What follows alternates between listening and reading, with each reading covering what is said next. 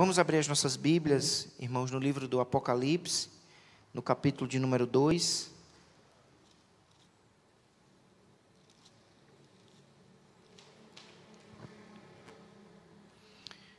Vamos ficar de pé para a leitura da palavra do Senhor. Apocalipse, capítulo de número 2, verso 1 até o verso 7. Ao anjo da igreja em Éfeso escreve: Estas coisas diz aquele que conserva na mão direita as 7 estrelas e que anda no meio dos 7 candeeiros de ouro. Conheço as tuas obras, tanto o teu labor como a tua perseverança, e que não podes suportar homens maus, e que puseste à prova os que a si mesmos se declaram apóstolos e não são, e os achaste mentirosos. E tens perseverança e suportaste provas por causa do meu nome, e não te deixaste esmorecer. Tenho, porém, contra ti que abandonaste o teu primeiro amor. Lembra-te, pois, de onde caíste, arrepende-te, e volta à prática das primeiras obras, e, se não, venho a ti, e moverei do seu lugar o teu candeeiro, caso não te arrependas.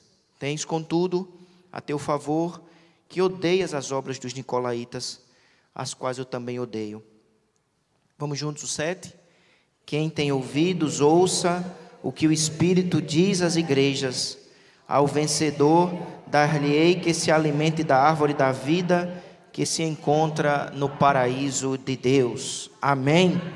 Podem sentar, meus amados irmãos, como já foi pedido em oração, que o Espírito Santo esteja falando aos nossos corações, por intermédio da sua palavra, em nome de Jesus. A partir do capítulo 2 do livro do Apocalipse, o apóstolo João, ele vai escrever a respeito do estado, da situação das 7 igrejas na Ásia. Essas 7 igrejas se encontravam na região da Ásia Menor, atualmente o país da Turquia. Então se encontravam naquela região. Ao descrever cada igreja, o apóstolo João mostra muita familiaridade com a situação de cada igreja, com o estado de cada igreja, com as circunstâncias que cada uma destas igrejas elas estavam enfrentando. Mas, irmãos, cada uma dessas cartas, elas não só falam das condições daquela igreja local, no primeiro século, naquela época, mas cada igreja desta descrita aqui, ela descreve também, ou melhor, cada igreja apresentada aqui, elas descrevem também as condições da igreja do Senhor ao longo de toda a sua história até a volta de Cristo. Então significa dizer que a igreja ao longo da história enfrentará condições também que se assemelham a cada uma destas igrejas, de maneira que o que o Espírito Santo falou, aquelas igrejas no passado e que enfrentaram aquelas circunstâncias, esta palavra também serve para nós, porque as condições e as circunstâncias que enfrentamos também são necessárias para ouvirmos essa palavra do Senhor.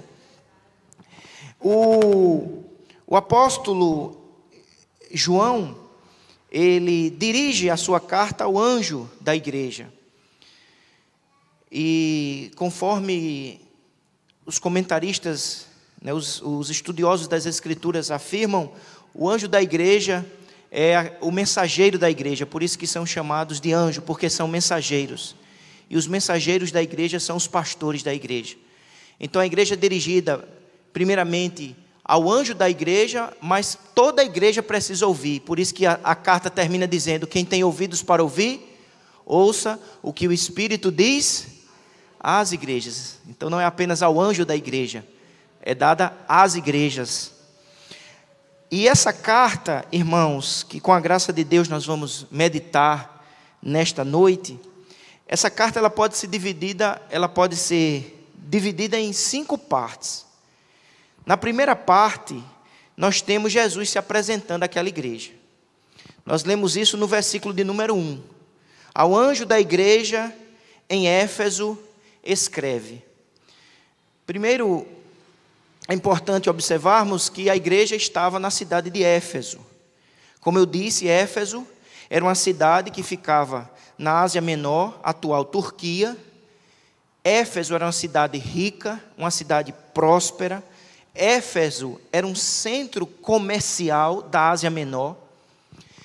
Em Éfeso estava situado o templo da deusa Diana, que era intensamente adorada naquela cidade. Éfeso era uma cidade extremamente idólatra, mas Deus enviou missionários, Deus enviou seus servos, Paulo, Áquila e Priscila. Eles foram levados àquela cidade e no poder do Espírito Santo, vidas foram libertas. A igreja do Senhor nasceu, floresceu e cresceu na cidade de Éfeso. Irmãos, porque quando o Espírito Santo age, as forças do mal caem, todo o poder da idolatria cai por terra. Éfeso era o centro da idolatria. A deusa Ártemis, também chamada de Diana. E ali é plantado uma igreja, em uma das viagens do apóstolo Paulo, conforme nós lemos em Atos, capítulo 18 e 19. O capítulo 20 de Atos nos revela que Paulo passou 3 anos na igreja de Éfeso, doutrinando aquela igreja, ensinando a palavra àquela igreja. Aquela igreja foi bem instruída, foi bem ensinada. A igreja, portanto, estava ali sendo cuidada pela graça de Deus através dos seus ministros, na cidade de Éfeso. Em 1 Timóteo capítulo 1, verso 3, o texto nos revela que Timóteo pastoreou aquela igreja. Paulo foi um dos fundadores, depois Priscila e Áquila. Em seguida, Timóteo, o jovem Timóteo, pastoreou a igreja de Éfeso. João também pastoreou a igreja de Éfeso. João agora se encontra exilado na ilha de Pátimos. E lá da ilha de Pátimos, ele recebe do Senhor esta palavra e dirige esta palavra à igreja que está em Éfeso. Da fundação ao momento que essa carta foi escrita, já se passaram 40 anos. Então aquela igreja tem possivelmente 40 anos de existência. Nós não sabemos quem, no instante em que João escreveu a carta, nós não sabemos quem era o pastor daquela igreja nesse instante. Mas o fato, irmãos, é que o próprio Cristo se revela para aquela igreja, tem uma palavra para aquela igreja. Veja o que diz o verso 1 mais uma vez. A igreja, ao anjo da igreja em Éfeso, escreve: estas coisas diz aquele que conserva na mão direita as 7 estrelas e que anda no meio dos 7 candeeiros de ouro. Quem escreve é João, mas quem fala é o próprio Cristo. O Cristo que nós adoramos, que funda a igreja, que sustenta a igreja, continua falando à sua igreja, orientando a sua igreja, alimentando a sua igreja, edificando a sua igreja. Ele diz: João, diga à minha igreja, diga o que eu vou te revelar. Você será o escritor, mas a palavra é minha, porque eu sou o Senhor da igreja, o sustentador da igreja. Então, em primeiro lugar, o Senhor Jesus então se apresenta àquela igreja, e ele usa, irmãos, duas expressões. Ele diz: eu sou aquele que conserva na mão direita as 7 estrelas. As 7 estrelas, conforme Apocalipse, capítulo 1, versículo 20, são os 7 anjos. E os 7 anjos são os 7 pastores das igrejas. Então Jesus apresenta-se para aquela igreja, e ele apresenta-se como aquele que conserva na mão direita as 7 estrelas. A palavra conservar aponta, irmãos, para a ideia de proteger, dirigir, estabelecer, capacitar, sustentar e utilizar como uma ferramenta. Jesus, portanto, se apresenta àquela igreja dizendo que tem nas mãos a liderança da igreja. Os pastores daquela igreja não estão entregues a si mesmos. A liderança daquela igreja não está entregue a si mesma. Os pastores daquela igreja estão nas mãos do Senhor Todo-Poderoso. O Senhor conserva a sua igreja. O Senhor mantém e sustenta a liderança da sua igreja. É assim que Ele se revela àquela igreja.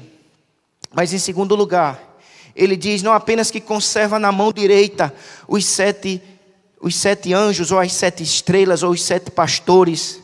Ele diz também que anda no meio dos 7 candeeiros.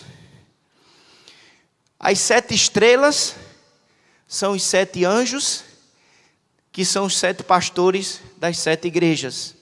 E os 7 candeeiros são as 7 igrejas.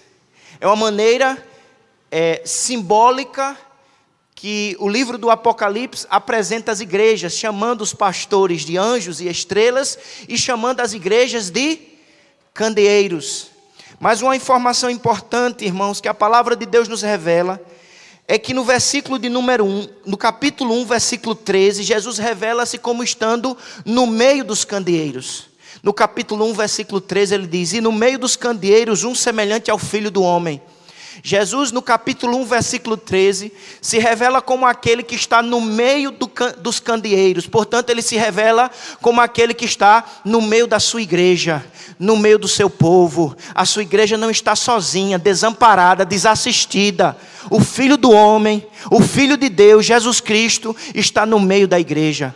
Mas o versículo de número 2, ou melhor, o versículo de número 1, do capítulo 2 diz que ele não só está no meio da igreja, ele está andando na igreja, ele está agindo na igreja, ele não só está parado observando, ele está andando no meio da sua igreja. E como um jardineiro, ele anda no meio da sua igreja para regar, para podar, para limpar, para tirar os espinhos, para tirar aquilo que não serve para a sua igreja, para colocar o estrume, como se fosse um jardim, a vitamina espiritual. Ele anda. Portanto, meus amados irmãos, Jesus Cristo, por intermédio do seu Espírito Santo, através do seu servo João, revela-se para a igreja de Éfeso como aquele que conserva na sua mão a liderança da igreja, mas também como aquele que está andando no meio da sua igreja. E o Deus e o Jesus que andou no meio da igreja de Éfeso é o Jesus que continua andando no meio desta igreja. Ele anda para falar, para governar, para agir. E isso, irmãos, deve gerar em nós 2 sentimentos. O primeiro sentimento é o de temor e reverência. Ele está nesse lugar, Ele é santo. Os seus olhos são como chamas de fogo. Ele é o Todo-Poderoso. Ele deve ser reverenciado, temido. Saber que Ele está no nosso meio e andando no nosso meio é nos lembrar que precisamos reverenciá-lo, adorá-lo. Mas saber que Ele está no nosso meio é também saber que temos encorajamento para a nossa caminhada, porque não estamos sozinhos. Ele está conosco no meio dos candeeiros. Mesmo que passemos pelo vale da sombra da morte, Ele está conosco para nos sustentar, nos amparar, nos fortalecer, nos manter de pé. É a presença dEle que nos anima, que nos conforta, que nos encoraja. Louvado seja o nome do Senhor. Jesus se apresenta àquela igreja. E por sua palavra, mais uma vez, Ele se apresenta a esta igreja. Mas em segundo lugar, Jesus elogia aquela igreja. Ele diz no verso 2, eu conheço as tuas obras. Ele é onisciente, irmãos. O homem especula, o homem acha, mas Jesus conhece. O homem só vê o aparente, o superficial, mas Jesus conhece. Ele sonda, Ele conhece. Ele vê o exterior e o interior. Ele vê a ação e a motivação. Ele conhece. Dele não se zomba. A Ele não se engana, porque Ele conhece.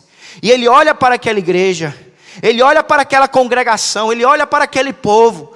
e ele percebe 3 virtudes. A primeira delas, ele diz assim: conheço as tuas obras, tanto o teu labor. A palavra labor, irmãos, ela aponta para a ideia de trabalhar até a exaustão. Ali tinha gente que se dispunha a trabalhar. Ali tinha gente disposta a intensamente, no poder do Espírito, apresentar ao Senhor um trabalho intenso, um trabalho duro. Era uma igreja constituída de gente trabalhadora. Não era só discurso, não era só palavras, não era só teoria, era ação, era trabalho, era atitude. Amém, igreja? Conheça as tuas obras, tanto o teu labor, o teu trabalho intenso. E o Jesus que passeou na igreja de Éfeso, passeia nesta noite e ele olha para mim, para ti. E ao olhar para mim, para ti, o que ele vê? Será que ele vê essa disposição para trabalhar? Essa determinação de por misericórdia, no poder do Espírito, apresentar o trabalho que glorifica aquele que nos sustenta e está em nosso meio? Mas diz também que aquele povo não só tinha labor, não só tinha trabalho duro, eles tinham também paciência, eles tinham perseverança. Eles não começavam e desistiam no meio do caminho, não. Eles começavam e pela graça de Deus perseveravam. Eles cumpriam a missão, eles iam até o fim. Tem gente que trabalha, mas não tem paciência. E tem gente que é paciente, mas não quer trabalhar. Aqui tinha trabalho e paciência, perseverança e disposição para agir. E o Senhor diz: eu conheço, eu ando no meio do candeeiro, e eu conheço as tuas obras, o teu labor, a tua paciência. Paciência até em meio às provações, paciência até em meio às lutas. Veja o verso 3, o que diz: e tens perseverança, e suportastes provas. Servir ao Senhor, irmãos, é viver num campo de guerra, num campo de batalhas. Nós não estamos num parque de diversões, nós não estamos numa Disneylândia espiritual. Por isso que nós somos chamados de soldados. Por isso que o Senhor dá a nós não uma bata de hospital, porque a gente vem doente, mas nele a gente encontra cura e restauração e saúde. E Ele, de doentes, Ele nos torna soldados. E Ele não nos dá uma bata de hospital, Ele nos dá uma armadura espiritual. Ele dá escudo, Ele dá espada, Ele dá cinto, Ele dá couraça, para que a gente haja com paciência, mesmo diante das provas, das lutas. Ele diz: eu lembro-te, tenho o verso 3, e tens perseverança, e suportastes provas. E provas por quê? Por causa do meu nome, verso 3, por causa do meu nome. Pelo nome do Senhor enfrentamos lutas, adversidades, perseguição, críticas. Não foi porque cometeram nada de errado, porque cometeram pecados, não. Eles estão sendo provados, tentados, por causa do nome do Senhor, por causa do Evangelho. Mas o Senhor diz: eu conheço o teu trabalho, a tua paciência, a tua perseverança mesmo na prova, e você não te deixasse esmorecer. Ou seja, você não retrocedeu, você não abandonou o caminho, você não olhou para trás como a mulher de Ló. O homem especula, o homem acha, mas o Senhor conhece, Ele sabe. E ele viu ali trabalho, perseverança e zelo. Era uma igreja zelosa pela verdade, porque diz o versículo 2, na segunda parte: e que não pode suportar homens maus, e que puseste à prova os que a si mesmos se declaram apóstolos e não são, e os achaste mentirosos.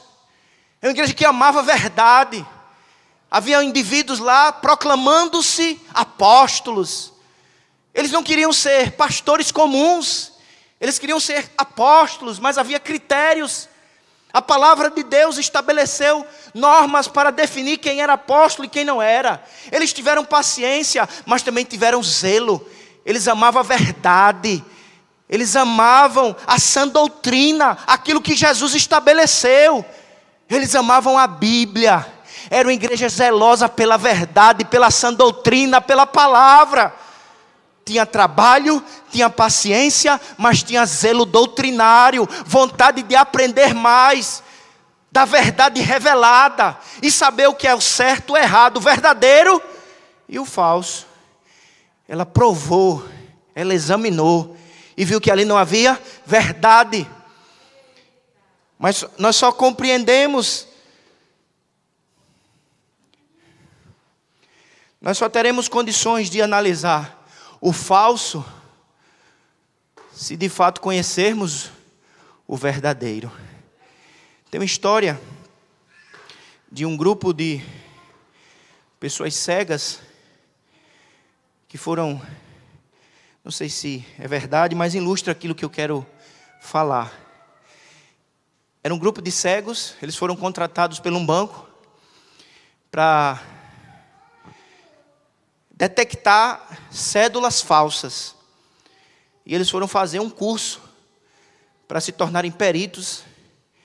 Quando uma cédula falsa, eles pegassem, mesmo cegos, eles saberiam. Foram para o curso, e lá nesse curso eles aprenderam tudo sobre uma cédula verdadeira. O peso, a textura, o cheiro, enfim, tudo isso. E no final do curso eles perguntaram: mas nada sobre a falsa nos foi ensinado. Como perceberemos a cédula falsa? E o instrutor disse: vocês não precisam saber nada do que é falso, vocês só precisam conhecer bem o verdadeiro.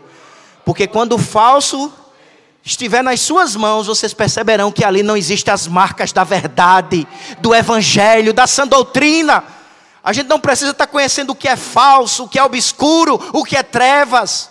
Eu não preciso estar seguindo nada que é trevoso, pecaminoso. Eu preciso é conhecer a verdade, amar a verdade, me alimentar da verdade. E aquela igreja, irmãos, tinha zelo pela doutrina, pela verdade. E perceberam que ali, naqueles falsos apóstolos, não havia verdade. Mas havia também zelo moral. Porque não basta apenas saber, é preciso viver. Não basta apenas a doutrina é importantíssima. Mas é preciso também a prática. Eles eram zelosos na doutrina e na moral, na vida. Porque o versículo 6 diz assim: tens contudo a teu favor que odeia as obras dos nicolaítas. Nicolaítas, ele diz, as quais eu também odeio. O que eram os nicolaítas? Os nicolaítas, irmãos, eram um grupo de indivíduos que se diziam cristãos, mas afirmavam a seguinte heresia. Eles diziam assim: não, o que você fizer com o corpo, isso não vai afetar a sua alma.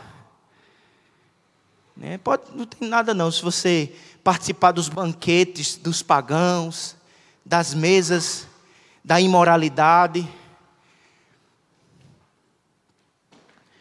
Nós somos salvos pela graça, mas a graça que nos salva, nos liberta e nos transforma, para vivermos uma vida de santidade no corpo, na mente e na alma. Mas os nicolaítas diziam: não tem nada a ver, a gente pode ir para a mesa do paganismo. Eles foram chamados no verso 14, de doutrina de Balaão, que incentivava a imoralidade, a prostituição. Eles foram também chamados no 20 que toleram que essa mulher Jezabel, que é um símbolo que aponta para o paganismo, a idolatria, a imoralidade. É a turma do não tem nada a ver. O que é que tem? É crente, mas quer ir para a balada. É crente, mas quer comer da mesa da idolatria, em nome da cultura. Especialmente nas épocas de São João. Não tem nada a ver. É uma festa que celebra idolatria, imoralidade, prostituição, excessos. Eram os nicolaítas, não tem nada a ver. Somos livres, sim, livres para glorificar a Deus, para viver uma vida de obediência, para fazer o que convém, que glorifica o nome do Senhor, que serve de bom testemunho para a cidade. Mas os nicolaítas diziam, não, isso é bobagem. A igreja de Éfeso se opôs àquilo, não aceitou aquela prática, a prática dos nicolaítas, dos relativistas, do mundanismo. E o Senhor elogiou aquela igreja no trabalho, na perseverança e no zelo doutrinário e da vida. Eu conheço as tuas obras. O homem especula e acha, mas o Senhor conhece. E ao olhar para mim e para ti, Ele que anda no meio do candeeiro, Ele que anda no meio da sua igreja, Ele olha para mim e para ti. O que Ele vê? Ele vê trabalho, Ele vê paciência, Ele vê zelo pela palavra, pela sã doutrina, que consegue detectar o que é verdade e o que é engano, o que não serve para mim olhar, seguir.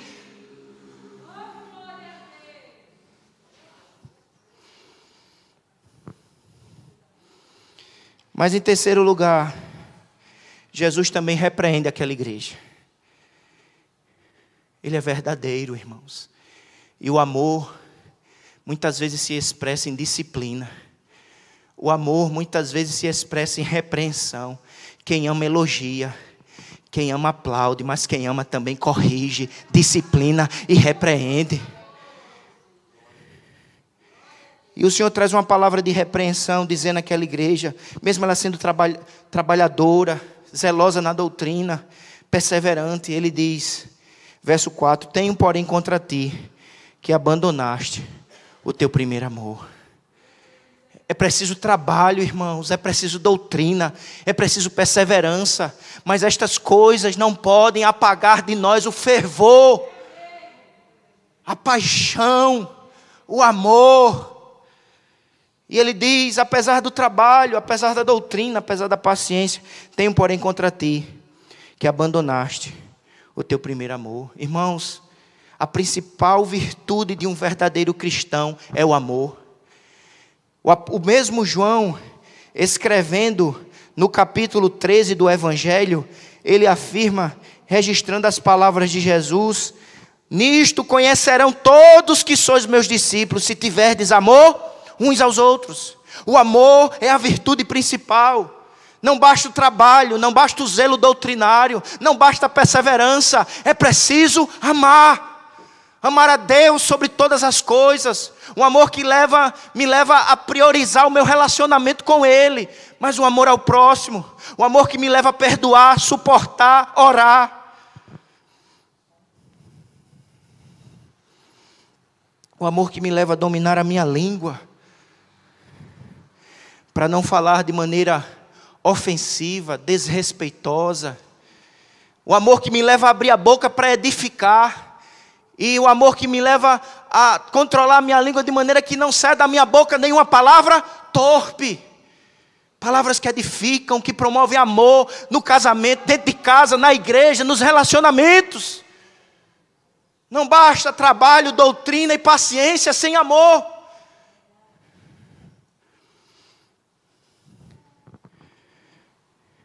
É preciso recuperar o amor. O apóstolo Paulo, o Espírito Santo de Deus, através do apóstolo Paulo, irmão, chega a afirmar que sem amor, nada somos. Ainda que eu fale a língua dos anjos e dos homens, sem amor, nada seremos. Sem amor, o apóstolo João, em sua epístola, no capítulo 3, no versículo 11, ele diz que sem amor, nós agimos como Caim. Em 1 João, capítulo 3, o versículo de número 14, diz que sem amor, olha que palavra, nós sabemos que já passamos da morte para a vida, porque amamos os irmãos. Aquele que não ama, permanece na morte. Sem amor, estamos na morte. Olha que coisa séria, irmãos. O Espírito Santo nos alerta dizendo que, no verso 15 de 1 João 3,15, todo aquele que odeia seu irmão é assassino. Sem amor, somos comparados pelo Espírito Santo de Deus como assassinos. Sem amor, não nascemos de Deus. Porque está escrito em 1 Coríntios 7, amados, amemos uns aos outros, porque o amor procede de Deus, e todo aquele que ama é nascido de Deus e conhece a Deus. Quem nasceu de Deus e conhece a Deus ama, porque foi primeiramente amado, perdoado. Ele nos amou primeiro, Ele nos alcançou com o seu amor, com o seu perdão, com a sua graça. Ele encharcou a nossa alma de bondade, de misericórdia e de perdão, para aprendermos de maneira viva e prática o que é amar, perdoar, suportar. Quem conhece o amor dele, a bondade dele, o poder do Evangelho, é capaz de viver o sobrenatural. Irmãos, neste mundo de guerra, de intrigas, de discórdia, o maior sinal do poder sobrenatural de Deus é a capacidade de amar. A gente às vezes acha que é um cego ver, um coxo andar, isso é poder. Mas a mais excelente sobrenatural manifestação do poder, da presença e do conhecimento de Deus na vida de um ser humano é o amor. E ele diz àquela igreja tão trabalhadora, ele está dizendo: olha, igreja de Éfeso, sem relaxar o trabalho, a doutrina, a paciência, restaure o amor. O verso diz assim, olha: lembra-te, pois, de onde caíste. Lembra-te, depois, de onde caíste. Não é quando caíste, mas é de onde caíste. A ausência de amor é queda, é perdermos um status, uma posição de excelência. Por isso que ele diz, não é lembra quando caíste, mas é de onde caíste. Porque o amor nos assemelha ao próprio Deus, ao poder de Deus. Lembra-te de onde caíste. O Senhor apresenta, irmãos, Ele é tão amoroso, bondoso, que Ele não só revela o pecado, mas Ele apresenta também um tratamento eficaz. Ele diz, lembra-te de onde caíste. Eu te coloquei nesta posição, eu te dei um status de amor, de graça e misericórdia. Arrepende-te. Arrependimento, irmãos, passa pelo reconhecimento. E o reconhecimento passa por humildade. Só se arrepende quem reconhece. Quem tem humildade de dizer, realmente, eu me esfriei. Eu esfriei no amor, na paixão. Eu caí daquela posição excelente. Eu preciso voltar. Mas a volta começa quando reconhecemos humildemente a queda, a frieza, o fastio, a ausência. Ele diz, lembra-te, pois, de onde caíste. Arrepende-te. Arrepender é mudar, é voltar. Arrependimento tem a ver com confissão, é confessar. Porque a Bíblia diz que aquele que confessa e deixa, alcança a misericórdia. Se confessarmos os nossos pecados, Ele é fiel e justo para nos perdoar os pecados. Volta à prática, no poder do Espírito. Poder para amar, poder para suportar, poder para perdoar, poder para cooperar, poder para não desistir, poder para não retroceder, poder para expressar amor, cultuando, orando, obedecendo. Quem ama obedece, quem ama ora, quem ama adora, quem ama agradece. Volta às práticas das primeiras obras. É preciso verdade, é preciso doutrina, mas é preciso prática, que se evidencia em amor, no poder do Espírito. E ele incentiva aquela igreja a voltar ao amor, mostrando, irmãos, que continuar trabalhando pacientemente até com zelo, sem amor, é muito perigoso. Porque ele diz assim, verso 5, e se não,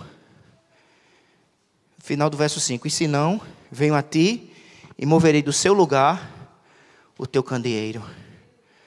Mover o candeeiro, irmãos, é tirar o evangelho. É tirar os ministros que proclamam fielmente o evangelho. É tirar a luz. Um candeeiro sem luz é inútil. O candeeiro era útil porque no candeeiro havia o azeite que queimava, iluminando o templo. Candeeiro sem luz é inútil. E a luz é o amor, porque Deus é amor. E quem está na plenitude de Deus, frutifica em amor e manifesta a luz do Senhor. Ele diz, olha, se não, venho a ti e moverei do seu lugar o teu candeeiro, se não te arrependeres.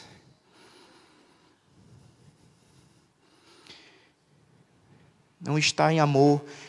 João, ele afirma em sua primeira, João capítulo 2, versículo 19, ou melhor, versículo 9, ele diz assim, aquele que diz estar na luz e odeia seu irmão, até agora está nas trevas.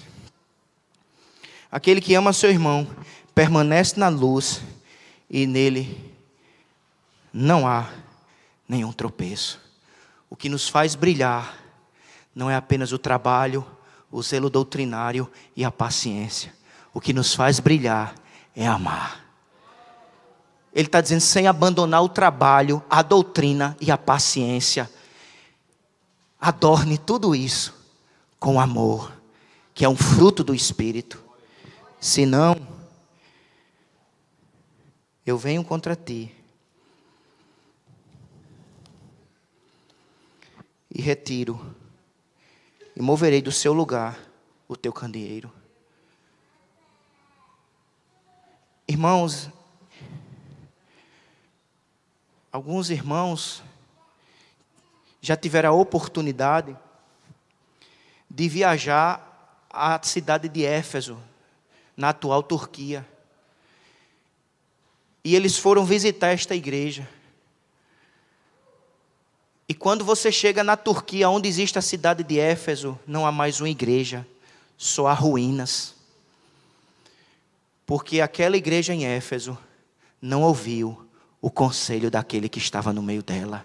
O candeeiro foi retirado. Que eu e você, como igreja nesta cidade, neste lugar, ouçamos aquele que fala aos nossos corações, por sua palavra. Mas, irmãos, o Senhor não termina apenas com uma ameaça, mesmo sendo verdadeira, mas Ele encerra a sua carta com uma promessa. Porque Ele sabe que existirá pessoas ali que ouvirão os seus conselhos, ouvirá a sua palavra. Por isso que Ele termina dizendo assim, tens contudo a teu favor, verso 5, verso 6, que odeias as obras dos nicolaítas, as quais eu também odeio. Quem tem ouvidos, ouça o que o Espírito diz às igrejas. João é o escritor, mas o autor é o próprio Espírito Santo. Não é palavra de homens, por isso que eu e você precisamos ouvir com atenção. Não é aquilo que eu penso, não é aquilo que eu acho, é aquilo que o Espírito revela. Quem tem ouvidos para ouvir, ouça. É palavra do Senhor. E Ele diz, ao vencedor. O vencedor, irmãos, é aquele que permanece incondicionalmente leal ao seu Senhor, mesmo se isto lhe custar a vida.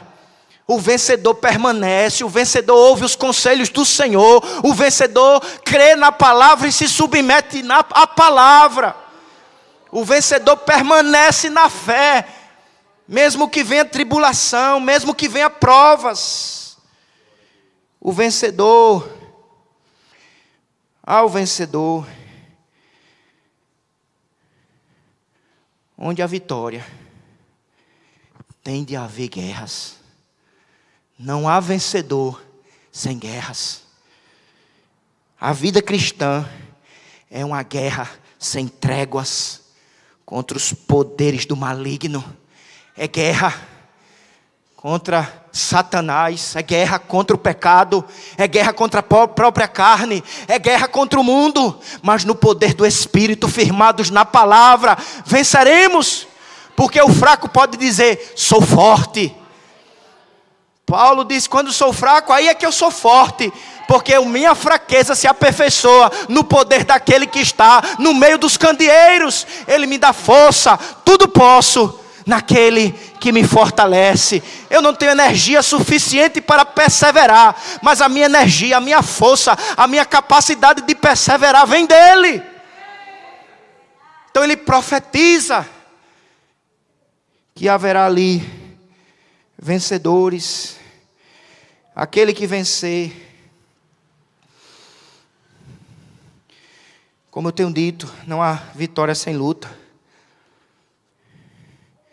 A gente luta no poder do Espírito.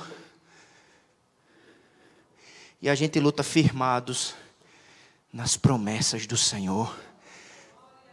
Por isso que está escrito no dos Salmos: escondi a tua palavra no meu coração, para não pecar contra ti. Diga: Senhor, pela misericórdia e graça, faz de mim um vencedor.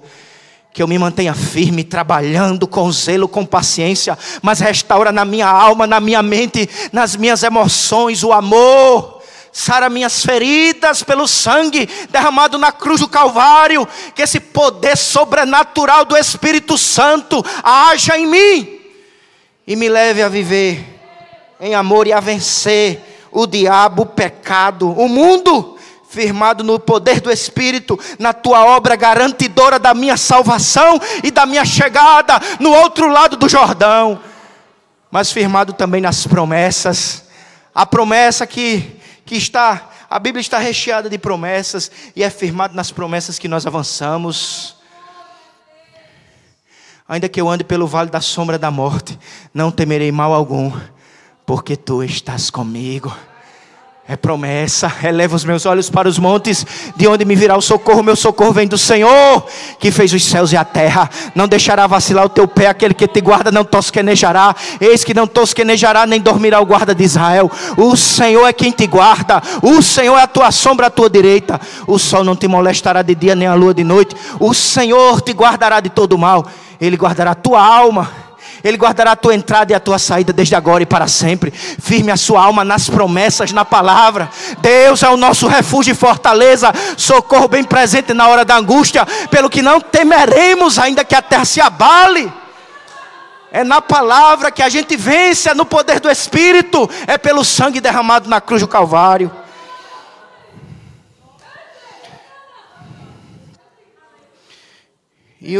E ele apresenta a última promessa dizendo: ao vencedor dar-lhe-ei que se alimente da árvore da vida, que se encontra no paraíso de Deus. Irmãos, quem é servo do Senhor e persevera na comunhão com Ele, tem promessas para a vida presente.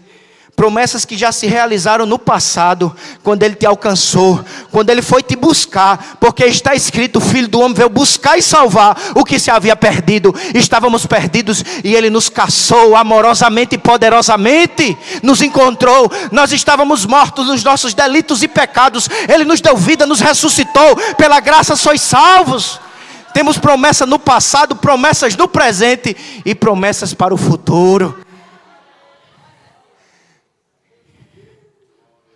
Por isso que ele diz que odeia as obras dos nicolaítas. Não os nicolaítas como pessoas, mas as obras dos nicolaítas são odiadas. Sabe por quê? Porque os nicolaítas estavam oferecendo um falso banquete. E o Senhor está dizendo aqui: eu tenho um banquete superior, perfeito, excelente. Não enche a sua mente, a sua alma, a sua vida das guloseimas venenosas que esse mundo oferece. Tem um banquete de vida, saúde, renovo, paz, esperança. Dar-lhe-ei, é dádiva, é graça, não é mérito. Porque tudo que conseguimos e conquistamos é graça de Deus. O vencedor recebe um prêmio, uma dádiva, um presente, um banquete. A árvore da vida que se encontra no paraíso de Deus. Essa árvore da vida é descrita em Apocalipse capítulo 22. A árvore da vida é o próprio Cristo, que nos dá vida plena. Apocalipse 22, versículo 2 diz: no meio da sua praça, de uma e outra margem do rio, está a árvore da vida, que produz 12 frutos, dando o seu fruto de mês em mês, e as folhas da árvore são para a cura dos povos. É uma árvore que tem poder de curar, de sarar, de renovar, de animar, de fortalecer. Ao vencedor dar-lhe-ei um banquete com os frutos dessa árvore. Ele vai deliciar sua alma de eternidade a eternidade. A sua alma não estará faminta, adoecida, estará satisfeita, animada, revigorada, contente. E no 14 diz: bem-aventurado aqueles que lavam as suas vestiduras, 22:14, no sangue do Cordeiro, para que eles assistam direito à árvore da vida. O vencedor é aquele que lavou as suas vestiduras no sangue do Cordeiro. Porque nós só vencemos não no poder do braço, não no poder do vigor, mas no poder do sangue. O sangue garante a vitória. O sangue de Jesus garante o perdão. O sangue de Jesus garante as promessas. O sangue de Jesus garante a glória.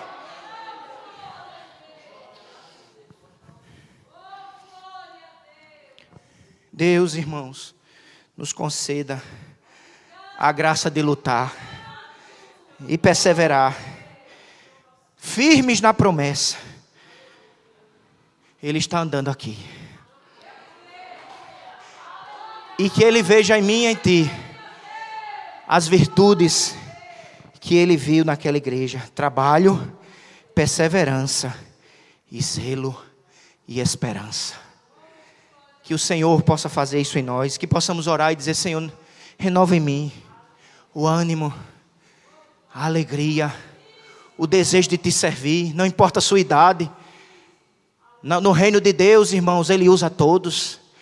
Há um versículo que diz que até na velhice darão frutos, serão viçosos.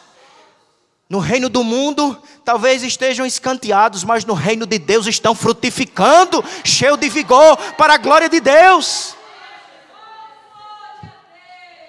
Que haja em nós trabalho, perseverança, zelo, amor e esperança. Esperança não nos banquetes que esse mundo tem para oferecer, nas alegrias passageiras e momentâneas e enganadoras, mas que a nossa esperança esteja na árvore da vida, no paraíso que vem do Senhor, na cidade santa, na Nova Jerusalém, no tocar da trombeta, na volta gloriosa, visível, pessoal do Rei dos Reis e Senhor